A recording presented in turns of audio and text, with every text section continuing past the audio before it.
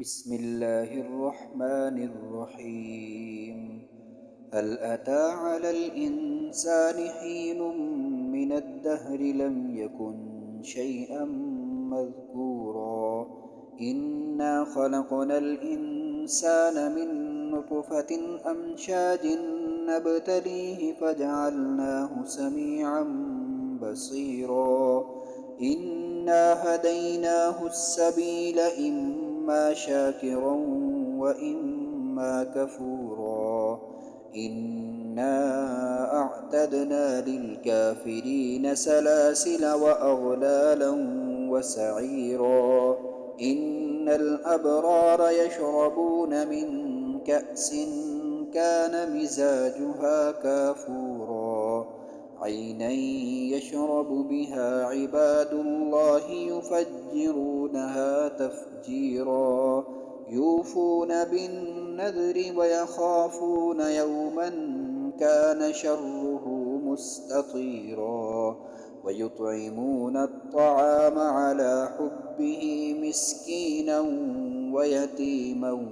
وأسيرا إنما نطعمكم لوجه الله لا نريد منكم جزاء ولا شكورا إنا نخاف من ربنا يوما عبوسا قمطريرا فوقاهم الله شر ذلك اليوم ولقاهم نضرة وسرورا وجزاهم بما صبروا جنة وحريرا متكئين فيها على الأرائك لا يرون فيها شمسا ولا زمهريرا ودانية عليهم ظلالها وذللت قطوفها تذليلا ويطاف عليهم بآنية من فضة وأكواب كانت قوارير من فضة قدروها تقديرا ويسقون فيها كأسا كان مزاجها زنجبيلا عينا فيها تسمى سلسبيلا ويطوف عليهم ولدان مخلدون إذا رأيتهم حسبتهم لؤلؤا منثورا وإذا رأيت ثم رأيت نعيما وملكا كبيرا عاليهم ثياب سندس خضر واستبرق وحلوا أساور من فضة وسقاهم ربهم شرابا طهورا إن هذا كان لكم جزاء وكان سعيكم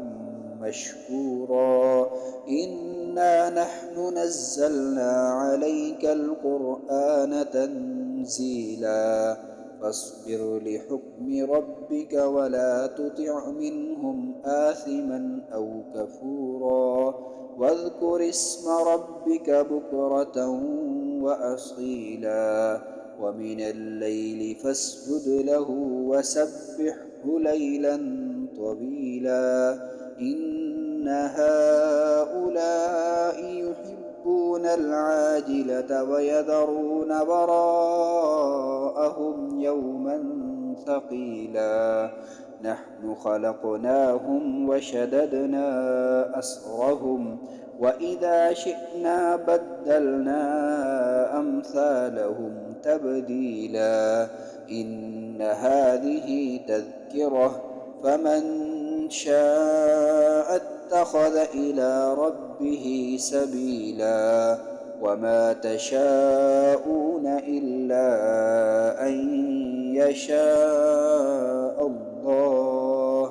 إن الله كان عليما حكيما يدخل من يشاء في رحمته